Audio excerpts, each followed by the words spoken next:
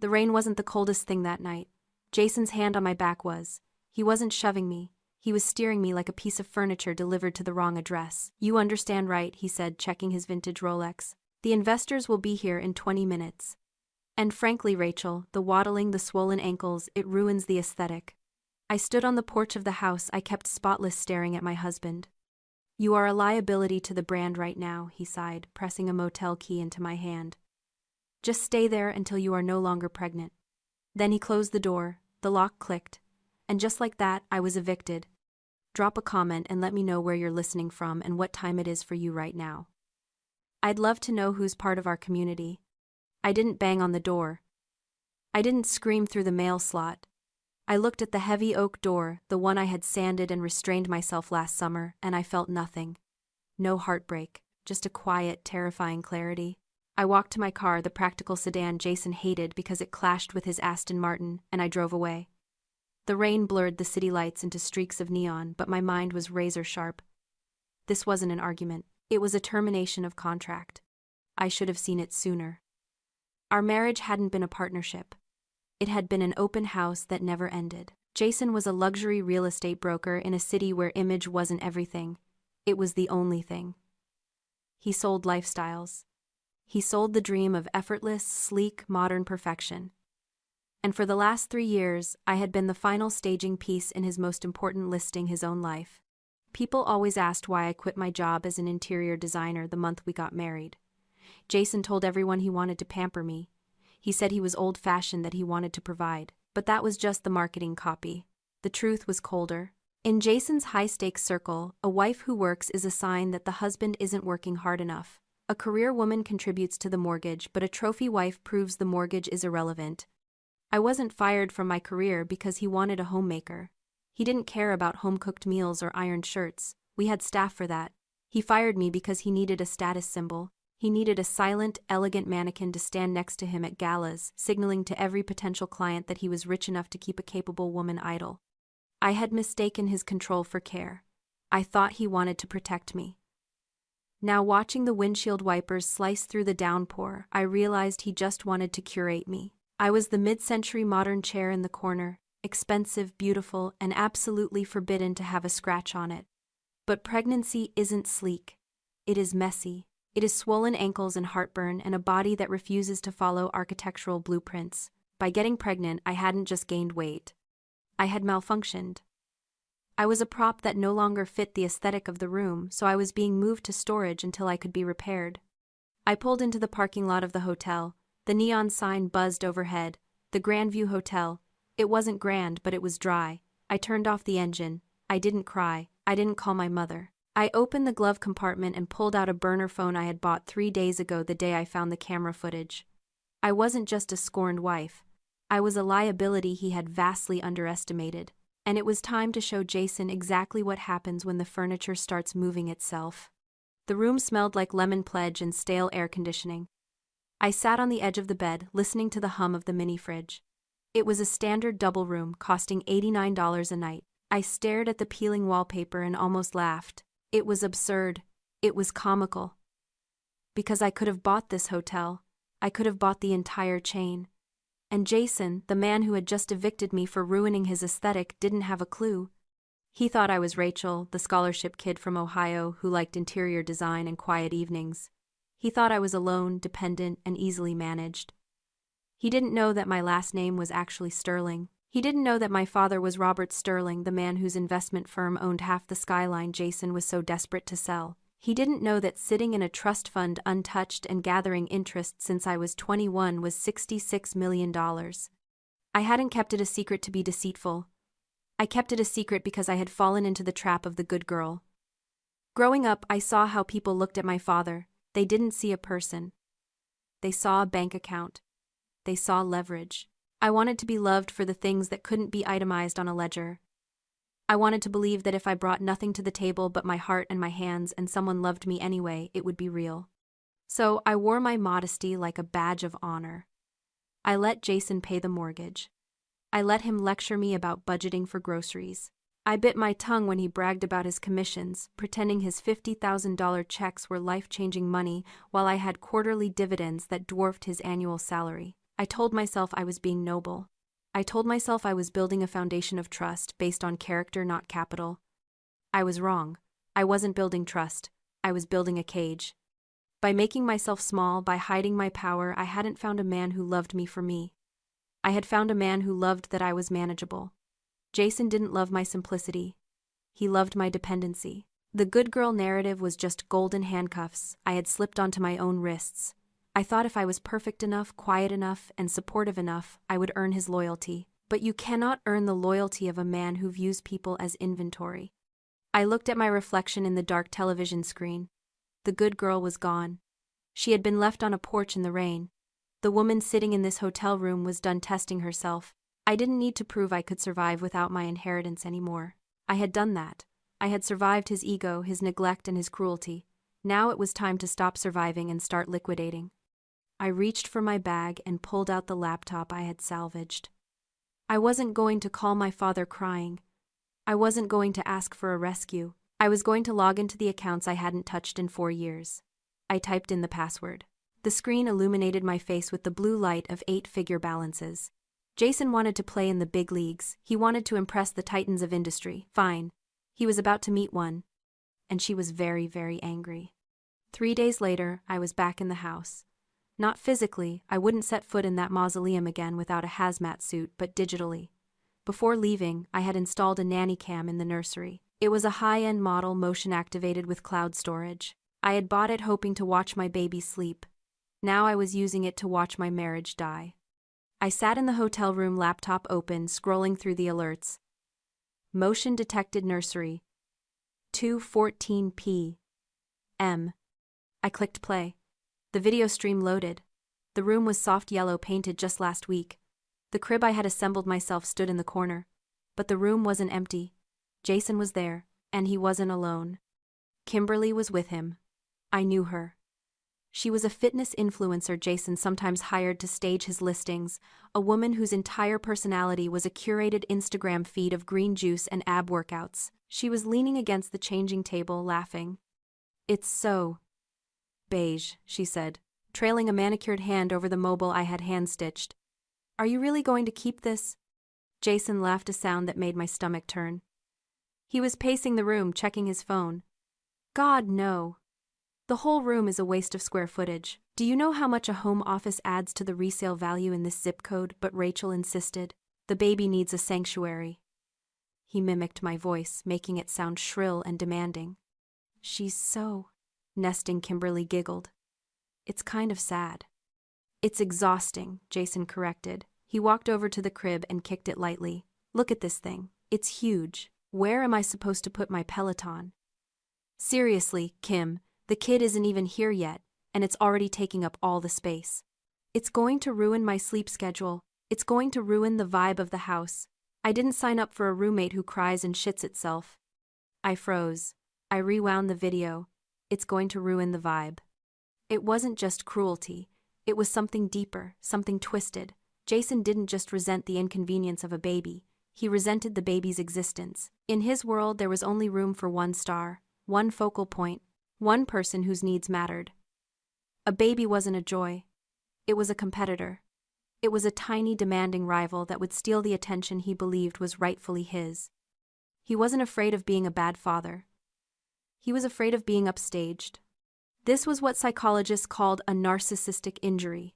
The pregnancy had shifted the spotlight from him to me and eventually to the child. And he couldn't handle it. That's why he called me a liability. That's why he evicted me. Because I was no longer reflecting his glory. I was growing something that would eclipse it. I watched Kimberly pull him into a kiss right there in the middle of the nursery, disrespecting the only pure space in that entire house. But I didn't feel jealousy. I felt a cold, hard resolve clicking into place like a safety latch being removed from a weapon. He hated the baby because it threatened his ego. He hated me because I was no longer a perfect mirror. He thought he was the king of his little castle surrounded by admirers and props. He didn't realize the castle was built on sand and the tide was coming in fast. I closed the laptop. I wasn't sad anymore. I was ready. He wanted to protect his precious spotlight. Fine. I was about to turn the stage lights up so high they would burn him alive. My phone felt heavy in my hand, not with hesitation, but with the weight of the weapon I was about to fire.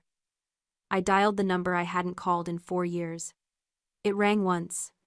Rachel, my father's voice was rough, surprised. Is everything okay? No, I said, my voice steady. But it's going to be. I don't need you to come get me, Dad. And I don't need a loan. I need to make a business transaction. What kind of transaction? A hostile takeover, I said. I want to buy the Summit penthouse. And I want Jason to be the broker.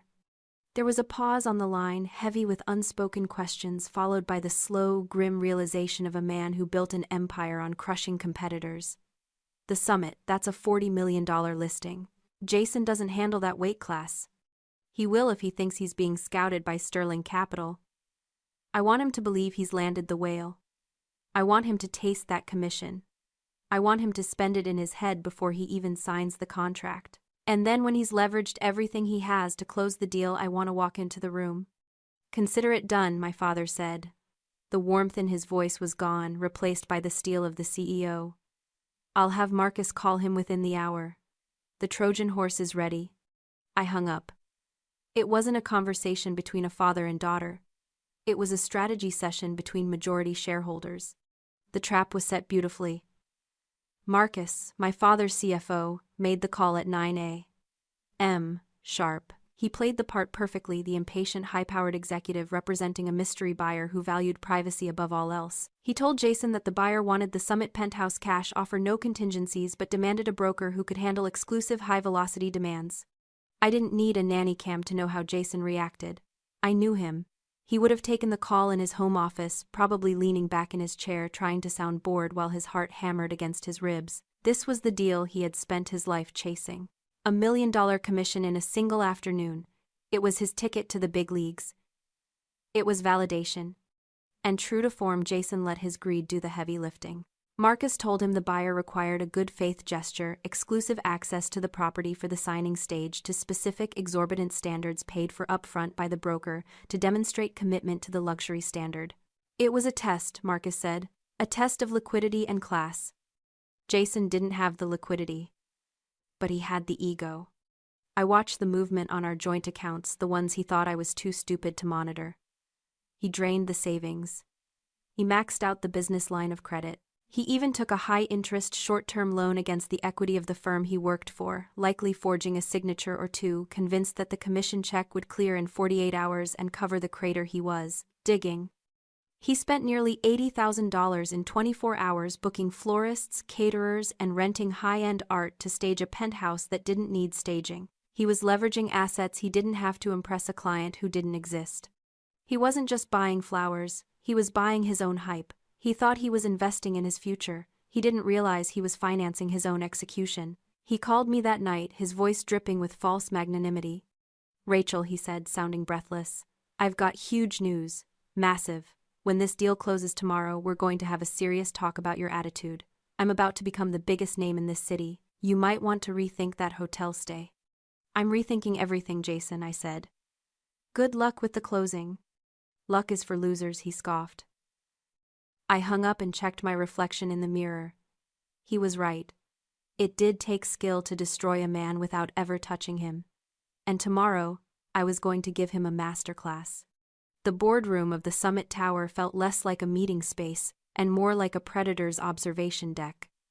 Floor-to-ceiling glass offered a panoramic view of the city Jason believed he now owned. He was sitting at the head of the mahogany table, spinning a fountain pen between his fingers. Kimberly was there too, ostensibly as his staging consultant, though she was currently taking selfies against the skyline, checking her angles in the reflection of the window.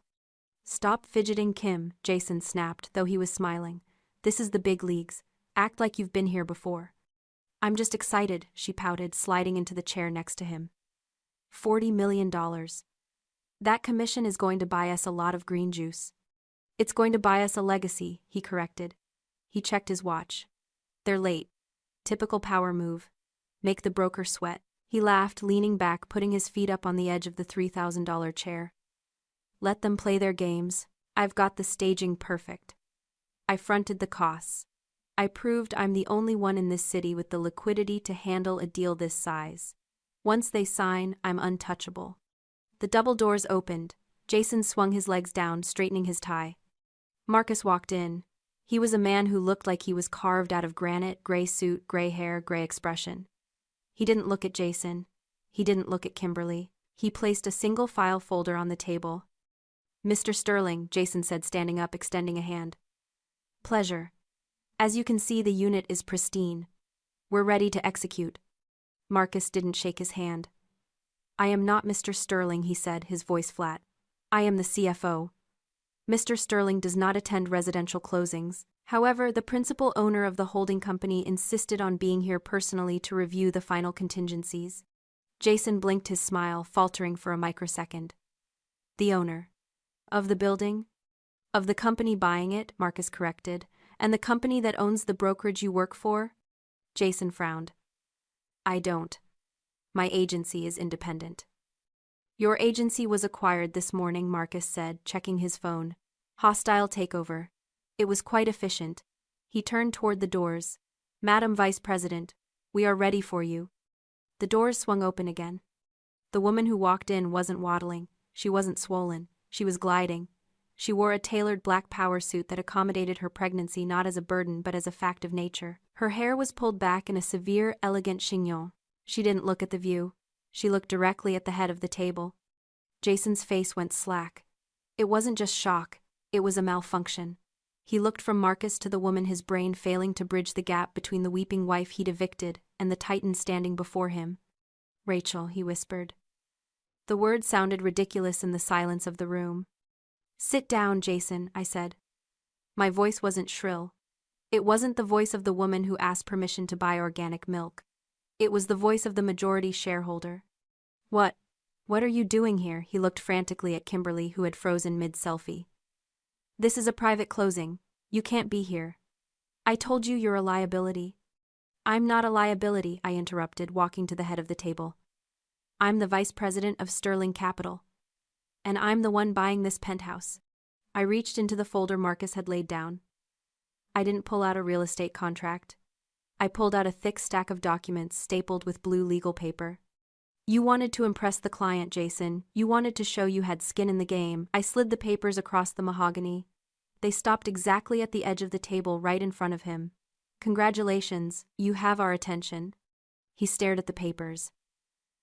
"That," I said, pointing to the top document, "is a summary of the $80,000 you embezzled from your firm's escrow account to pay for the staging of this unit. Fraud, Jason. It's a felony." His face drained of color. I was going to put it back. Once the commission cleared." "There is no commission," I said. "Because there is no deal. Sterling Capital isn't buying this unit from you. We already own the building.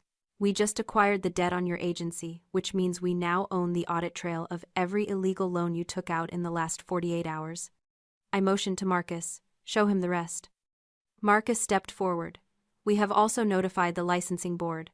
Your broker's license has been suspended pending investigation. And the short-term loan you secured against your personal assets, that was through a subsidiary of ours." Immediately. Jason stood up his chair, scraping violently against the floor. "Rachel, stop. Stop this. I did this for us. I wanted to be big for us. You can't destroy me because I was ambitious." "I'm not destroying you because you were ambitious," I said, my voice dropping an octave. "I'm evicting you because you were cruel." I placed the second document on the table. "Divorce papers. You called our child a liability. You called me furniture.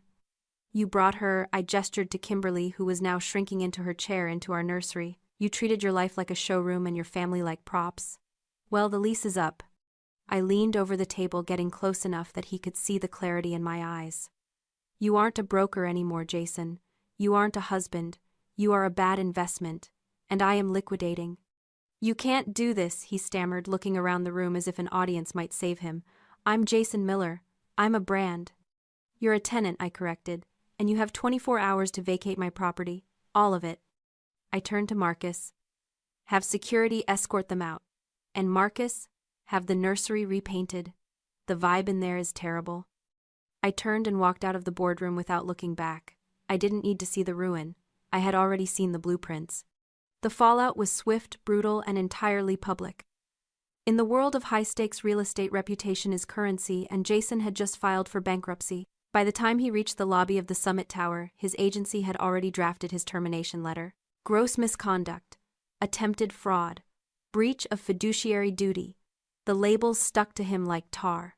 The brand of Jason Miller wasn't just damaged, it was liquidated. I heard he tried to spin it for a few weeks. He told people he was going independent, that he was pivoting to consulting. But the city knew, the developers knew. And without the access, without the credit lines, without the showroom wife to anchor his image, he simply faded. He lost the Aston Martin. He lost the condo. Kimberly moved on to a personal trainer with a larger following before the first credit card bill bounced. Jason was left with exactly what he had brought to the table, an empty suit and an ego that couldn't pay the rent. 6 months later, my life looks very different. I am sitting on the floor of my living room. It isn't a penthouse. It's a sprawling older house, with creaky floorboards and a garden that needs weeding.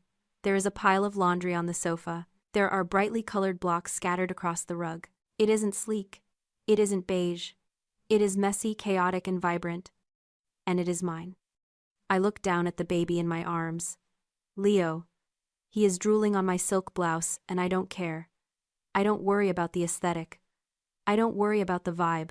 I worry about the quarterly reports for the Sterling Foundation, which I am now running, and I worry about whether Leo is warm enough. My father comes over on Sundays. He doesn't talk about business much anymore. He sits on the floor and builds block towers trying to make his grandson laugh. He told me once that he regretted teaching me to be quiet. He said he should have taught me to roar. I told him I didn't need to roar. I just needed to stop whispering. I often think about the woman who sat in that hotel room terrified and pregnant, calculating her worth based on how well she could hide her power. I want to tell her that the good girl trophy she was polishing was actually a participation award for her own erasure. I want to tell her that love isn't about fitting into someone else's blueprint. I realized something during the eviction of my husband. There is a difference between net worth and self-worth. My net worth was always high, hidden in trust funds and portfolios. But my self-worth had been in the negatives because I believed that being low maintenance was a virtue. It isn't. It is an invitation for people like Jason to treat you like a fixture. I am not low maintenance anymore.